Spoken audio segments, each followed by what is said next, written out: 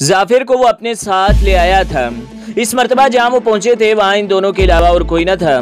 सफ़ीर मौसूफ वापस जा चुके थे। जाते हुए उन्होंने जाफिर से कहा था कि इसकी माफ़ी की एक ही सूरत है कि इनके पाकिस्तानी भाई इसे माफ़ कर दें, वरना शायद खुदा भी इसे माफ़ न करे, क्योंकि वो गुनाह अजीम का मुर्तकिब होने वाला था। मेजर अकरम की जांदीदा निगाहें इसके दिल के अंदर उठने वाले तूफान की एक एक लहर का जायजा ले रही थी। इसने अंदाजा लगा लिया था कि जाफर का सोया हुआ ज़मीर करवट लेकर बेदार हुआ है और अगर इसे गुनाह का कफारा अदा करने का मौका न मिला तो शायद वो खुदकुशी कर लेगा। इसने आला हुकाम से बात कर ली थी और अब ISI के पुरमगज़ जियाले चांकिया के बंदरों को आटे दाल का भाव बताने जा रहे थे। उन्होंने इस मर्तबा रॉ के लिए ऐसा भरपूर जवाबी हमला प्लान किया था कि दोबारा बहुत लंबे अरसे तक रॉ को किसी गंदी हरकत की जरूरत न होती। मेजर अकरम ने इसे वजाहत, हमदर्दी और मोहब्बत से बहुत कुछ सुलझा कर आने वाले हालात के लिए तैयार किया था। मेजर अकरम इसे इसके फ्लैट तक खुद छोड़ने आया था। इसके खानसामा तब्दील कर दिया गया था। फिल वक्त इसे मेजर अकरम की हिदायत पर बिल्कुल नॉर्मल रहना और भारतीयों की हाँ में हाँ मिलाना था। घर पहुंचने पर इसे सबसे पहले फरजाना का फ़ोन मिला, जो इसके अचानक गायब होने पर बहुत परेशान हो गई थी। भाई, तुम्हारे मेजर साहब तो कमाल की चीज़ हैं। मैंने कल रात इनके साथ ही गुजारी है, बड़े मज़े का आदमी है। मुझे अपने घर ले गया था। घर क्या था, वो तो परिस्तान था, परिस्तान। जाने मैंने कितनी चढ़ा ली थी कि सुबह देर तक वहीं सोता रहा और मेजर साहब भी मुझे इसलिए नहीं छोड़ गए कि कहीं मैं अब नॉर्मल होकर कोई गलत हरकत न कर गुजरूं। अपनी बात के खात्मे पर इसने मसनूई कहका लगाया। दूसरी तरफ शायद इसके बहाने ने फरजाना और इसके आकाओं को मुतमईन कर दिया था। थोड़ी देर तक आपस में बातें करने के बाद इसने फरजाना को लंच इसके साथ इसके फ्लैट पर करने की दावत दी थी, जो इसने बशुक्रिया कबूल कर ली थी। मेजर अकरम ने इसकी पीठ थपक कर इसे शाबाश दी और एहसास दिला दिया कि वो मुकम्मल तौर पर इनकी हिफाजत में है और अब कोई इसकी तरफ मैली आंख से भी नहीं देख सकता। फिर वो चला गया। फरजाना हस्बे वादा आ गई थी। इसका इस्तकबाल ज़रूरत से ज़्यादा गर्मजोशी के साथ जाफर ने किया था। दोनों एक दूसरे से खासे बेतकल्लुफ़ हो रहे थे, लेकिन फरजाना ने इसे कह दिया था कि भारत में इसका काम ख़त्म होने के फ़ौरन बाद ही वो शादी कर सकेंगे। दोनों ने आने वाले अच्छे वक्त से मुतल्लिक गुफ्तगू शुरू कर दी थी। मेजर अकरम की हिदायत के मुताबिक जाफर ने ज़्यादातर गुफ्तगू थर्ड सेक्रेटरी के हवाले से की थी। वो बार बार फरजाना से थर्ड सेक्रेटरी की तरफ से की गई पेशकश की ज़मानत मांग रहा था और फरजाना को इसे मुतमईन करने के लिए बार बार सारी बात दोहराना पड़ती थी। इसने बातों बातों में कई काम की बातें इस तक पहुंचा दी थी, सिर्फ ये साबित करने के लिए कि रॉ के लोग जो भी वादा करते हैं वो पूरा करते हैं। बेचारी फरजाना को ये इल्म न हो सका कि ना सिर्फ इन दोनों की गुफ्तगू रिकॉर्ड हो रही है, बल्कि बड़ी महारत से इसे स्लो लाइट के फीते पर भी मुंतकिल किया जा रहा है। इससे पहले दारुल हुकूमत के बड़े होटलों में इसकी थर्ड सेक्रेटरी के साथ होने वाली मुलाकातें भी कैमरे की आंख ने कागज पर मुनक्किस कर दी थी। जाफर मुकम्मल ताउन कर रहा था। इसने इस तरह बातों में फरजाना को उलझाया था कि इसकी जुबानी बम्बई में होने वाला खूनी ड्रामा मुकम्मल तफसीलात समेत रिकॉर्ड हो चुका था। यही मेजर अकरम की ज़रूरत थी। इस्लामाबाद के प्रेस क्लब में इस प्रेस कॉन्फ्रेंस का खसूसी एहतमाम किया गया था। पाकिस्तान में मौजूद हर काबिल ज़िक्र गैर मुल्की प्रेस से वाबस्ता नुमाइंदा यहाँ मौजूद था। फ़लस्तीनी तलबा की तंजीम का जनरल सेक्रेटरी जाफर ताले प्रेस कॉन्फ्रेंस से खिताब कर रहा था। इसने पहले से यहाँ मौजूद सहाफ़ियों को बम्बई में होने वाले वाक़यात की तफसील से आगाह किया और बताया कि किस तरह रॉ और मोसाद ने मिलकर ये घिनौना मंसूबा तैयार किया था और किस तरह इसे रॉ के मकामी एजेंट फरजाना के जरिए फांस कर थर्ड सेक्रेटरी तक पहुंचाया गया, जिसने इसे रॉ के इस खेल को इख्तिताम तक पहुंचाने के लिए खतीर रकम और दीगर आसाइशों की पेशकश की थी। इसने प्रेस कॉन्फ्रेंस में मौजूद लोगों से कहा था कि अपने ज़मीर के हाथों मजबूर होकर इसने बिलाखिर इस घिनौनी साजिश का इंकशाफ पाकिस्तानी इंटेलिजेंस के सामने किया और रज़ाकाराना तौर पर इस साजिश को बेनकाब करने के लिए अपनी खिदमात पेश की। इसके साथ ही प्रेस कॉन्फ्रेंस में मौजूद दुनिया भर के मंजे हुए सहाफ़ी इस पर हमलावर हो गए, लेकिन इसके पास अपने हर इल्ज़ाम का दस्तावेजी ऑडियो विजुअल सबूत मौजूद था। इसने रिकॉर्ड की हुई गुफ्तगू और अपनी और थर्ड सेक्रेटरी के दरमियान होने वाली मुलाकातों की तस्वीर और वीडियो फिल्में भी दिखाई। कोई भी तो ऐसा सबूत नहीं था जो इसके बयान को झूठा साबित करता। हर शख्स यकीन कर सकता था कि जो कुछ जाफिर ने कहा है वो ठीक है। इस सवाल के जवाब में कि इस प्रेस कॉन्फ्रेंस का एहतमाम किसने किया है, फ़लस्तीनी तलबा ने इसकी बजाय इसके साथी ने जवाब दिया और हमने ये तमाम सबूत भी खुद ही इकट्ठे किए हैं। हम सारी दुनिया को बता देना चाहते हैं कि पाकिस्तान दुनिया के हर मुसलमान का घर है और इसकी तरफ उठने वाली कोई भी मैली आंख हम निकाल देंगे। हम अपनी पनाहगाह को दुश्मन के रहमो करम पर नहीं छोड़ सकते। इसके साथ ही भारत में रचाए जाने वाले रॉ और मोसाद के मुश्तरका ड्रामे की मुकम्मल टाइप शुदा तफसीलात वहाँ तकसीम की गई। अगला दिन शायद रॉ के डायरेक्टर अमरीश पुरी की जिंदगी का मनहूस तरीन दिन था। सारी दुनिया के प्रेस की चीखती चिल्लाती सुर्खियां इसके ढोल का पोल खोल रही थीं। फरजाना को पाकिस्तान में गिरफ्तार कर लिया गया था। इसकी निशानदही पर इसके मददगार भी धर लिए गए थे। थर्ड सेक्रेटरी को नॉन ग्रेटा पर्सन यानी नापसंदीदा शख्स करार देकर पाकिस्तान से मुल्क बदर कर दिया गया था। ISI ने हमले से पहले रॉ और मोसाद को जमीन चाटने पर मजबूर कर दिया था। ब्रिगेडियर शमीर जख्मी सांप की तरह तिलमिला रहा था। अमरीश पुरी पूरी बेबसी से अपने जख्म चाट रहा था।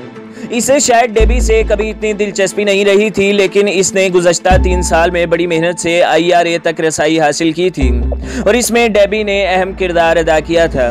वो फिलवक्त डेबी को ज़ाया करने का खतरा मोल नहीं ले सकता था। CIA में जोसेफ को आयरिश रिपब्लिक आर्मी के मामलात पर अथॉरिटी गर्दाना जाता था और जल्द या बदेर वो स्टेशन चीफ बनकर आयरलैंड जाने वाला था, जहां इसे फिर कदम कदम पर डेबी की रहनुमाई दरकार थी। डेबी फ़लस्तीनियों के किसी ग्रुप से भी दोस्ती रखती है। ये इतला जहां जोसेफ के लिए चौंका देने वाली थी, वहां इस लिहाज से खुशाइंद भी थी कि इस तरह एजेंसी यानी CIA को कुछ और दोस्त मुयस्सर आ सकते हैं। इसने डेबी को कभी एहसास नहीं होने दिया था कि इसे डेबी और हमाद के अंदरूनी ताल्लुकात का इल्म हो चुका है, लेकिन वो इस शख्स तक पहुंचने के लिए बेकरार जरूर था, जिसने न्यूयॉर्क के मसरूफ तरीन एयरपोर्ट पर मोसाद के बेहतरीन दिमाग शमून को मार डाला और फिर सबकी आंखों में धूल झोंक कर बच निकला था। वो डेबी को अंधेरे में रखकर हमाद तक पहुंचना चाहता था और हमाद तक पहुंचने का कोई रास्ता डेबी से कटकर नहीं जाता था। अपनी दानिश्त में डेबी ने बड़ी एहतियात बरती थी और अपने अपार्टमेंट से बाहर कुछ फासले पर लगे फोन बोर्ड से इसने हमाद का नंबर मिलाया, लेकिन एजेंसी के लोग साये की तरह इससे चिमटे थे। जैसे ही इसने टेलीफोन बूथ तक रसाई हासिल की, खसूसी सिस्टम के जरिए इसकी कॉल बिग होने लगी थी। थोड़ी ही देर बाद जोसेफ की मेज पर कॉल की रिकॉर्डिंग मौजूद थी। इस रिकॉर्डिंग से उन्हें इल्म हुआ कि किसी अबू अहमद के कहने पर डेबी ने हमाद से रब्ता किया था। हमाद का फ़ोन नंबर भी इसे अबू अहमद ने ही फराहम किया था। अगले किसी मंसूबे पर इन लोगों ने बातचीत भी मुलाकात होने पर ही करनी थी। मामलात जोसेफ की मर्जी के मुताबिक ही तय पा रहे थे। एक मरतबा हमाद तक पहुंचने के बाद वो इस पर काबू पाने का कोई ना कोई रास्ता जरूर तलाश कर लेता और एगन स्ट्रीट तक करीबन आध घंटे का पैदल रास्ता तय करने के बाद बिलाखिर वो फ्रेड मार्क नामी स्टोर तक पहुंच गया, जिसके कोने पर डेबी इसकी मुंतजिर थी। डेबी ने इसका इस्तकबाल हस्बे साबक बड़ी फराखदिली से किया था। दोनों 15-20 मिनट तक स्टोर के अंदर ही घूमते रहे, जहां से उन्होंने बहुत सी शॉपिंग भी की थी। यहां से दोनों इकट्ठे ही कार पार्किंग आए थे, जहां डेबी ने अपनी गाड़ी पार्क कर रखी थी। FBI ऑफिसर डेविड फ्रॉन्क को जब इसके खसूसी जराए ने CIA ऑफिसर जोसेफ की सेंट लुइस में मौजूदगी की इतला दी तो इसका माथा ठनका।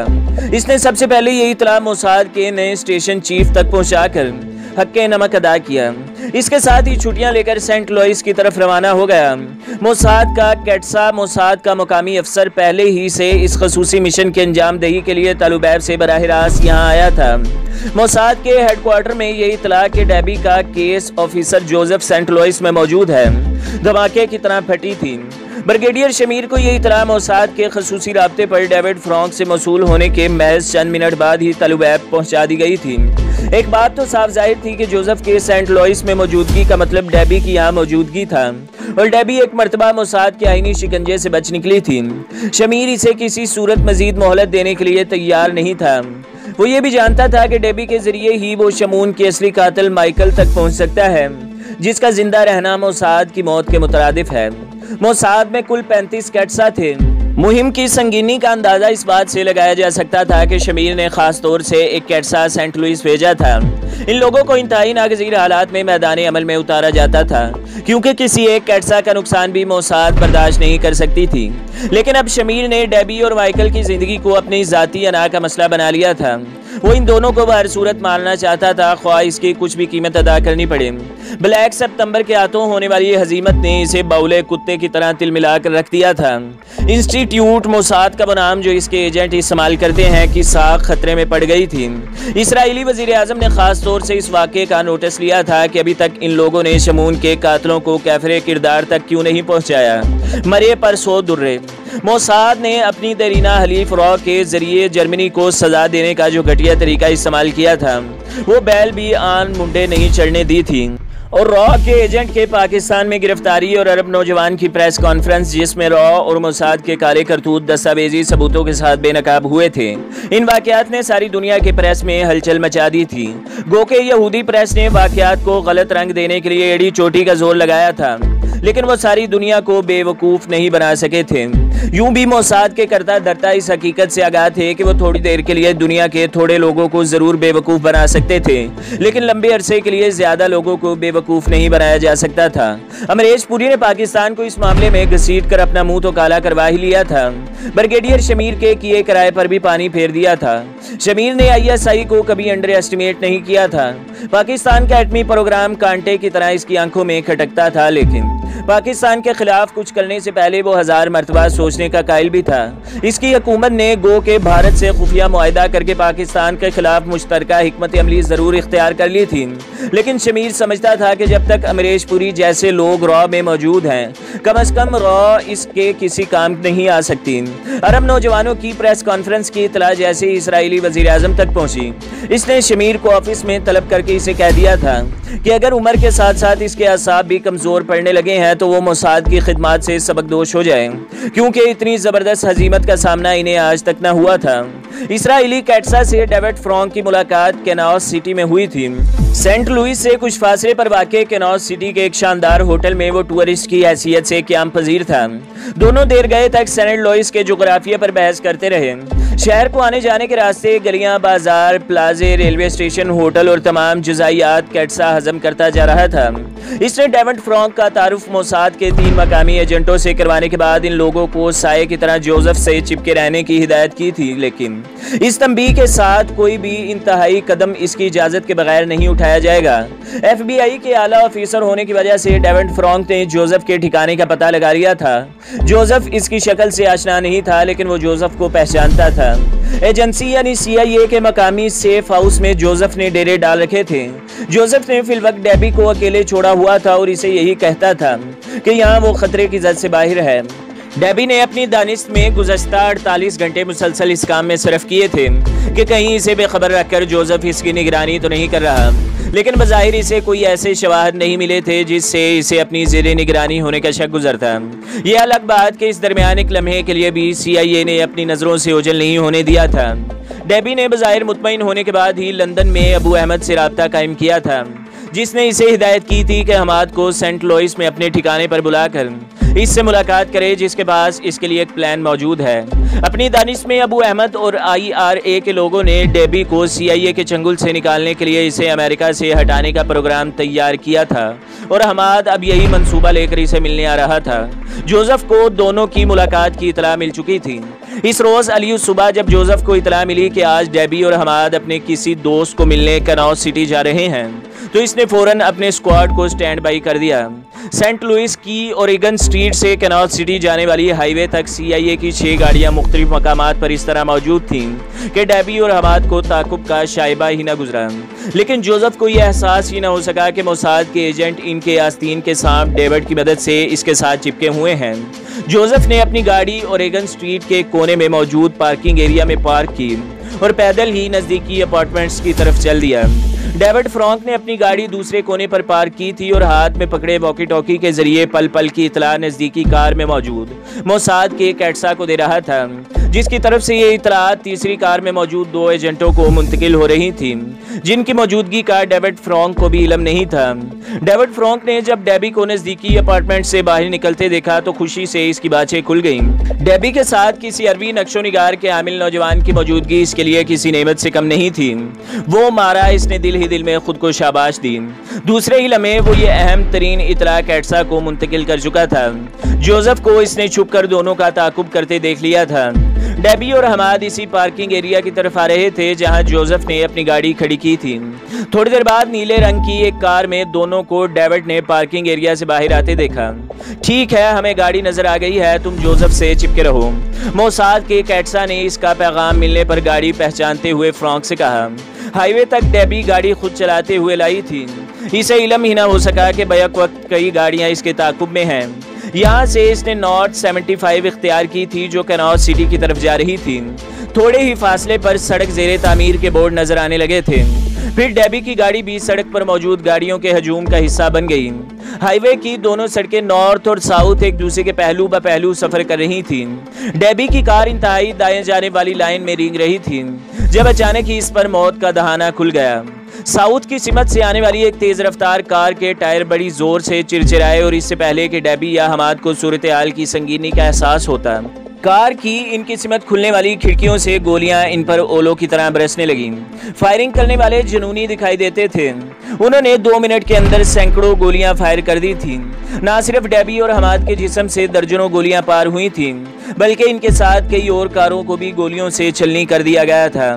CIA के लोग डेबी की कार के आगे पीछे मौजूद थे। अचानक हमले ने एक लम्हे के लिए तो उन्हें बौखला कर रख दिया था। जब तक वो होश में आए, हमलावर अपना काम मुकम्मल कर चुके थे। उन्होंने अपनी दानिश में बड़ी फुर्ती का मुजाहिरा किया था, लेकिन इस सड़क पर ट्रैफिक जाम की वजह से वो इन लोगों का कुछ न बिगाड़ सके। जबकि हमलावरों की गाड़ी आंधी और तूफान की तरह मुखालिफ सिमत में उड़ती चली जा रही थी। जोसेफ बड़ी बददिली और बेबसी से ट्रैफिक में फंसा अपनी बेबसी का नजारा कर रहा था। इसके ताकुब में मौजूद FBI के इंस्पेक्टर डेविड फ्रॉन्क को बखूबी अंदाजा हो गया था कि इसके साथी अपना काम मुकम्मल करके फरार हो गए हैं। इसने अपने और जोसेफ के दरमियान फासला आहिस्ता आहिस्ता बढ़ाना शुरू कर दिया था। जैसे ही इसे चंद गज के फासले पर एक एग्जिट मिला, डेविड फ्रॉन्क ने अपनी गाड़ी इसी तरफ घुमा दी। एजेंसी के लोग अपनी कारों से छलांगे लगाकर भागते हुए डेबी की कार तक पहुंचे, जहां डेबी और हमाद की गोलियों से छलनी लाशें इनका मुंह चिढ़ा रही थीं। वो बेबसी से अपने होंठ काटने लगा। हाईवे पर होने वाली इस फायरिंग ने ट्रैफिक का सारा निजाम दरहम बरहम कर दिया था, लेकिन मुस्तैद हाईवे पुलिस ने चंद मिनट में ट्रैफिक डिसिप्लिन बहाल कर दिया था। किसी को कानोकार खबर ना हो सकी कि हमलावर किस तरफ भागे हैं। बहुत से लोगों ने उन्हें फायरिंग करते और भागते देखा था। शायद वो लोग किसी नज़दीकी एग्जिट से शहर के अंदर दाखिल हुए थे, क्योंकि अगले रोज के अखबारात ने एक तबाहशुदा कार का ढांचा नज़दीकी कस्बे से तलाश किया था और पुलिस का दावा था कि ये वही कार है जिससे फायरिंग की गई थी। वाकई ये वही कार थी। इसराइली कैट्सा और इसके साथियों ने इसे यहाँ तबाह करके वहाँ पहले से मौजूद एक दूसरी कार पर राह फरार इख्तियार की थी। रात के पहले पहर ट्रांस वर्ल्ड एयरलाइन की सेंट लूसिया से लंदन जाने वाली परवाज के जरिए मोसाद का कैट्सा अपना मिशन मुकम्मल करके लंदन की तरफ उड़ा चला जा रहा था। जहाज की रवानगी से पहले इसने मिशन की कामयाबी की इत्तला ब्रिगेडियर शमीर तक पहुंचा दी थी। ब्रिगेडियर शमीर का अंग अंग खुशी से झूम रहा था। इसने अपने कैट्सा के साथ खसूसी जश्न पार्टी का एहतमाम किया था। वजीर आजम को शमून के कातलों की मौत की इत्तला इसने खुद इसके ऑफिस जाकर दी थी। बहुत अरसे बाद इसने आज अपने वजीर आजम को पुरसुकून पाया था, जैसे बहुत लंबे अरसे से इनके खून की प्यास आज ही बुझ सकी थी। रात देर गए जब वो अपने घर वापस लौटा तो एक खसूसी लाइन पर इसने अपने मातहत से न्यूयॉर्क मिलाने को कहा। चंद मिनट बाद ही न्यूयॉर्क में वो मोसाद के एक इंतहाई अहम सोर्स से महवे गुफ्तगू था। ऑफिसर डेविड फ्रॉन्क ने मोसाद के बहुत अहम और नाकाबिले फरामोश खिदमात अंजाम दी हैं। हाई कमान ने डेविड फ्रॉन्क को फौरन इन खिदमात का अजीम सिला देने का फैसला किया है। कल शाम ढलने तक इसको खसूसी इनाम से सरफराज कर दिया जाए। ख्याल रहे कि डेविड फ्रॉन्क हमारा बहुत खास आदमी रहा है। इसने कहका लगाकर फोन बंद कर दिया। न्यूयॉर्क में मौजूद मोसाद के एजेंट ऑफिसर डेविड फ्रॉन्क के शायाने शान इस्तकबाल की तैयारियां करने लगे। डेविड फ्रॉन्क इसी रोज न्यूयॉर्क वापस लौट आया था। वो बड़ा मुतमईन अपने अपार्टमेंट में रहता था। अपनी दूसरी बीवी से इसने हाल ही में अलहदगी इख्तियार की थी। जैसे ही इसने अपने अपार्टमेंट का दरवाजा खोलकर लाइट का स्विच ऑन किया, इसकी आंखें चुदिया कर रह गईं। 3 मुसल्ले शख्स वहां मौजूद थे। कौन हो तुम? इसके मुंह से बमुश्किल निकल पाया जब इनके साइलेंसर लगे पिस्तौलों ने गोलियां उगलना शुरू कर दी। तीनों ने अपने पिस्तौल इस पर खाली कर दिए थे। फिर जिस तरह वो चुपचाप यहाँ आए थे, इस तरह चुपचाप वापस लौट गए। जाते वक्त वो अपार्टमेंट को ताला लगाना नहीं भूले थे। CIA के मुस्तैद एजेंटों ने जल्दी आस्तीन के सांप का पता लगा लिया था। वो जान गए थे कि FBI का ऑफिसर डेविड फ्रॉन्क मोसाद का जर खरीद गुलाम था। 3 रोज की जांगुसल मेहनत के बाद वो गद्दार का पता लगाने में कामयाब हुए थे। जब एजेंसी के लोग 2 कारों में सवार होकर तेजी से सीढ़ियां फलांगते इसके अपार्टमेंट तक पहुंचे तो डेविड फ्रॉन्क की लाश से बदबू के भभोके उठ रहे थे। इसका जिस्म गलना सड़ना शुरू हो गया था। मोसाद ने अपने जुर्म का आखिरी निशान भी मिटा दिया था। ब्रिगेडियर शमील ने एक लम्हे के लिए भी पाकिस्तान इंटेलिजेंस की इस चोट को फरामोश नहीं किया था, जिसने रॉ और मोसाद की साजिश का भांडा भरे बाजार में फोड़ कर रख दिया था। आज इसे वजीर आजम की तरफ से इस मामले को निपटाने की खसूसी हिदायत मिली थी। दूसरी तरफ अमरीश पुरी जख्म खुर्दा सांप की तरह तिल मिला रहा था। कनाडा के भारतीय कौंसलेट में इसने अपनी दानिश में जो ऑपरेशन किया था, इससे उल्टी आंतें गले को पड़ गई थी। इन लोगों की तवक्कुआत के बरक्स न सिर्फ पाकिस्तानियों का कमाल होशियारी से एटमी सामान इस्लामाबाद पहुंचा दिया गया था, बल्कि कैनेडियन RCMP और अमेरिकन FBI के नज़दीक भी रॉ की हैसियत एक तीसरे दर्जे के जासूसी इदारे से एक ज्यादा कुछ नहीं रह गई थी, क्योंकि रॉ की फराहम करदा मालूमात पर भरोसा करके वो लोग खुद धोखा खा गए थे। अमरीश पुरी के पास खेलने के लिए बस एक ही कार्ड रह गया था, पाकिस्तान का एटमी प्रोग्राम। वो जानता था दुनिया को सिर्फ इसी इशू पर वो वरगला सकता है, खसूसन मगरिबी दुनिया को। यहूदी प्रेस की मदद से वो पाकिस्तान को नाको चने चबवा सकता है, लेकिन क्या मोसाद इसके साथ खुले दिल से ताउन करेगी? इसने मोसाद की हमदर्दियां हासिल करने के लिए इनके इशारे पर जो खेल खेला था, इसने तो पांसा ही पलट कर रख दिया था। इससे तो बेहतर था कि वो लोग चुपचाप अपने काम में लगे रहते। आज जब इसे ब्रिगेडियर शमीर के खसूसी नुमाइंदे की आमद की इतला मिली तो इसका दिल खुशी से झूम उठा। दिल्ली के एयरफोर्स बेस पर इसने खुद कर्नल गुरियान का इस्तकबाल किया था, जो एक खसूसी परवाज से दिल्ली आया था और इसका तैयारा खसूसी इंतजामात के तहत एयरफोर्स के हवाई अड्डे पर उतारा गया था। कर्नल गुरियान के साथ इसकी सेक्रेटरी भी थी या फिर जहाज का अमला जो वहीं रह गया था। कर्नल गुरियान अपनी सेक्रेटरी के साथ रात के अंधेरे ही में खसूसी कार के जरिए अमरीश पुरी की मोयत में अपनी क़यामगाह पर पहुंचा था। ये रॉ का अपने खास मेहमानों के लिए तैयार करदा सेफ हाउस था, जिसकी हिफाजत का ये आलम था कि आम हालात में चिड़िया भी यहाँ पर नहीं मार सकती थी। मेहमानों के लिए डिनर का एहतमाम किया गया था और डिनर से फारिग होकर जैसे ही अमरीश पुरी ने मेहमानों के लिए आराम के पेश नज़र वापसी का इरादा किया, इसके मेज़बान ने इसे रोक लिया। हमें पहले काम की बात कर लेनी चाहिए, कर्नल गुरियान ने कहा, लेकिन इतनी रात गए, आप आराम करें, हम सुबह हम जहाज में सोते आए हैं। कर्नल गुरियान ने इसकी बात काटते हुए अपनी सेक्रेटरी की तरफ देखकर मुस्कुराते हुए कहा, और यूं भी हिफाजती इक़दामात के पेश नज़र हमें अली सुबह तलुबैब के लिए वापस जाना है। हम नहीं चाहते कि किसी भी सूरत दिन के उजाले में इसराइली जहाज को भारतीय हदूद में परवाज करते हुए देखकर किसी को शक गुजरे। अमरीश पुरी ने चंद सानिये के लिए सोचा, वो बात की तह तक पहुंच गया। यूं भी वो इस मरहले पर कोई कमजोरी नहीं दिखाना चाहता था। वो जानता था कि ये बड़े मजबूत असाब के लोग हैं और रॉ के सरबराह की हैसियत से इसको अपना रवैया बदलना होगा।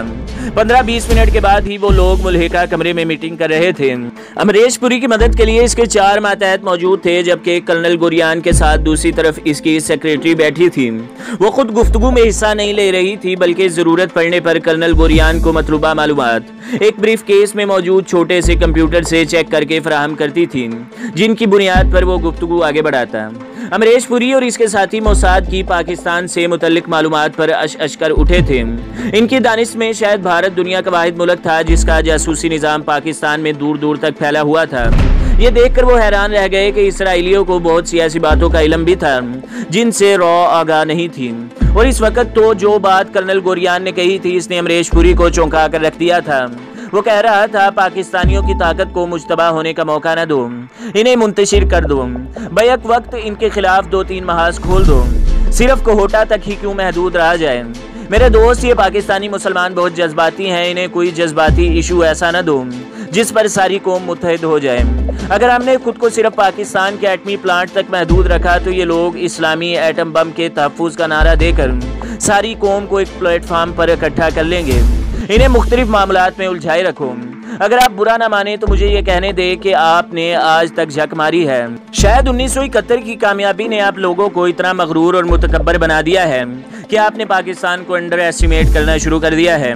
हालांकि ऐसी बात हरगिज नहीं। मिस्टर पुरी, ये लोग बहुत मजबूत हैं, इसका अंदाज़ा आपसे ज़्यादा बेहतर कौन कर सकता है। इन्हें तोड़ने के लिए अंदर से तोड़ फोड़ करना होगी। एक लम्हे के लिए रुककर इसने सिगरेट सुलगाया और एक लंबा कश लेकर दोबारा अपने चेहरे पर नजरें जमाने वाले गधों से मुखातिब हुआ। तुम्हारे पास 1971 का बेहतरीन तजर्बा मौजूद है, इन्हें आपस में लड़ाओ। जुबान, सकाफत, हकूक और इलाकाई मसाइल पर उन्हें एक दूसरे से टकराओ। मजहब के नाम पर ये लोग इकट्ठे हुए हैं, मजहब के नाम पर इन्हें तोड़ा जा सकता है। ये देखो, मैं तुम्हें बहुत बड़ी टिप दे रहा हूँ। अचानक ही वो अपनी जगह से उठा और सामने दीवार पर लगे पाकिस्तान के नक्शे के नजदीक पहुंच गया। कोने में रखी छोटी सी छड़ी उठाकर इसने नक्शे पर नजरें गाड़ दी। नक्शा करीबन आधी दीवार पर फैला था। आहिस्ता आहिस्ता वो पाकिस्तानी पंजाब पर नजरें दौड़ाने लगा। बिलाखिर इसने पंजाब के एक छोटे से शहर पर छड़ी की नोक जमा दी।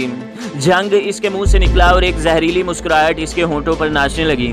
मिस्टर पुरी, आतिशफिशा है आतिशफिशा, जरा सी चिंगारी दिखाओ, सारे पाकिस्तान के अमनो अमान को जलाकर राख कर डालो। अगर तुम लोग इस कमजोरी से फायदा नहीं उठा सकते तो जाओ अपने घरों में बैठ रहो या कोई दूसरा पेशा इख्तियार कर लो। ऑल राइट, अमरीश पुरी को सारी बात की समझ आ गई थी। हम अपने दोस्तों के शुक्रगुजार हैं, जल्द ही हम मिलकर फतह का जश्न मनाएंगे। अमरीश पुरी को अभी से कामयाबी का नशा चढ़ने लगा था। मिस्टर पुरी, मेरी हुकूमत किसी कीमत पर किसी भी मुसलमान मुल्क को एटमी इस्तेदाद हासिल नहीं करने देगी, ख्वाह ये जंग हमें अकेले ही क्यों न लड़नी पड़े। हम तो इसे अपनी बका की जंग समझकर लड़ते रहेंगे, लेकिन पाकिस्तान का एटमी प्रोग्राम आप लोगों के लिए हमसे भी ज्यादा तबाहकुन है और इसका बेहतरीन हल यही है कि पाकिस्तानी हुकूमत को दूसरे महाजों पर उलझाए रखो। बैनुल अक़वामी सतह पर हम इन लोगों को एटमी इशू पर इतना बदनाम कर देंगे कि सारी दुनिया के दरवाजे एक एक करके इन पर बंद होते जाएंगे। बस एक काम तुम लोगों ने करना है, इनकी लीडरशिप को अपने काबू में रखना ताकि वो पाकिस्तानी अवाम को हमेशा भीख मांगने का दरस देते रहें। कोशिश करना इन लोगों को कभी अपने जोरे बाजू पर कुछ कर गुजरने की आदत न पड़ जाए। इसकी बात के खात्मे पर सारी महफिल ने मिलकर कहकहा लगाया था। सुबह होने तक वो लोग पाकिस्तान की मुमकिन तबाही के घिनौने मंसूबे बनाते और कामयाबी के तस्वर से अपने दिल बहलाते रहे। मीटिंग के इख्तिताम पर कर्नल गोरियान और इसकी सेक्रेटरी ड्रॉ की हिफाजत में हवाई अड्डे की तरफ जा रहे थे, जहां इसराइली जहाज का अमला रीफ्यूलिंग और जहाज के कुल पुर्जों की रीचेकिंग के बाद परवाज के लिए तैयार था। इंजन स्टार्ट थे, कार जहाज के नजदीक रुकी थी। एयरफोर्स के चंद आला अफसरान इनके इस्तकबाल को मौजूद थे। कर्नल गोरियान ने इनमें से शायद ही किसी के साथ हाथ मिलाना मुनासिब समझा था। कार से उतरकर वो हाथ हिलाता करीबन भागता हुआ जहाज की सीढ़ियों तक पहुंचा था। अमरीश पुरी इसके ताकुब में सीढ़ियां चढ़ता जहाज के दरवाजे तक गया और गर्मजोशी से मुसाफा करके लौट आया। इसके साथ ही जहाज का दरवाजा बंद हो गया, सीढ़ी हटा ली गई। चंद मिनट बाद ही जहाज ने रेंगना शुरू कर दिया और सुबह का उजाला फैलने से पहले रात के अंधेरे में आने वाले जुल्मतों का पयाम्बर अंधेरे ही में गायब हो गया। भारत की हदूद से बाहर निकलने तक भारतीय एयरफोर्स के 4 तैयारे इसकी हिफाजत करते रहे, जिसके बाद ये पूरी सरार जहाज अपने खसूसी और खुफिया रूट पर तलुबैब की तरफ चला गया। कारगिल से कोहटा तक फैली भारतीय सरहद के साथ साथ 5 मील तक भारतीय फौज ने हिफाजती पट्टी कायम कर रखी थी। इस 5 मील के एरिया में 24 घंटे कर्फ्यू का समा रहता था। इंसान तो क्या, चरिंद परिंद और ढोर नगर भी इसी हिफाजती पट्टी में फटक नहीं सकते थे और यही वो खूनी लकीर थी जिसे अबूर करके उन्होंने अपने टारगेट तक पहुंचना था। अक्टूबर की वो शाम मामूल से ज्यादा सर्द और गहरी थी। उफक ताबाए उफक फैले स्याह बादलों के सिलसिले ने माहौल को मुंजमद करके रख दिया था। वक्फे वक्फे से होने वाली बूंदाबांदी इनके लिए फिलवक्त नेमत से कम नहीं थी। 15,000 फुट की बुलंदी पर हवा की काट तलवार से ज्यादा गहरी हो रही थी। गर्म जैकेटों में लिपटे इनके जिस्म मौसमी कहर के सामने कभी के हथियार डाल चुके होते, लेकिन इनका जज्बा हुर्रियत थमाया नहीं था। फिर इनका इश्क जिसने इन्हें सरगर्मे अमल रखा। नोकदार और बुलंदो बाला चट्टानों पर वो जमा जमा कर कदम धरते एक दूसरे के ताकुब में आहिस्ता आहिस्ता अपनी मंजिल की तरफ गामजन थे। अंधेरे में जोर से बिजली कड़कती और एक लम्हे के लिए सारी फिजा रोशन होती तो वो दुम साध कर बैठ जाते। मीलों अमूदी चढ़ाइयां चढ़ते और उतरते इनके हाथों में खून मुंजमद होने लगा था, लेकिन इनके पाए सबात में लग़ज़िश नहीं आई थी। अपनी पीठ पर एमुनेशन का थैला बांधे, गले में क्लाशनकोफ को हार की तरह लटकाए वो कदम ब कदम अपनी मंजिल की तरफ गामजन थे। इनके चारों अतराफ भारतीय फौज मोर्चा बंद थी। किसी भी चढ़ाई के मोड़ पर, किसी भी उतराई के मोड़ पर अचानक ही कोई मोर्चा इनके रास्ते की दीवार बन जाया करता था। घात लगाए दुश्मन को भी इस बात का इल्म था कि मुजाहिदों की राय गुजर कौन सी है। इनके रास्ते में आतिश आन का जाल बिछाए, अपनी उंगलियां ट्रैगरों पर जमाए, गरम समोर के कोट पहने भारतीय फौज बेचैनी से इनके मुंतजिर थे। अचानक ही बिजली जोर से कड़की तो न जाने क्यों अमीर खान का दिल जोर से धड़का। हालांकि ये गरज चमक इनके लिए कोई नई बात नहीं थी। तो दोस्तों, अगली किस्त देखने के लिए हमारे चैनल को सब्सक्राइब करें, वीडियो को लाइक करें और बेल के आइकन को भी दबा दें ताकि हर जो आने वाली वीडियो है वो आपको सबसे पहले मिलती रहे।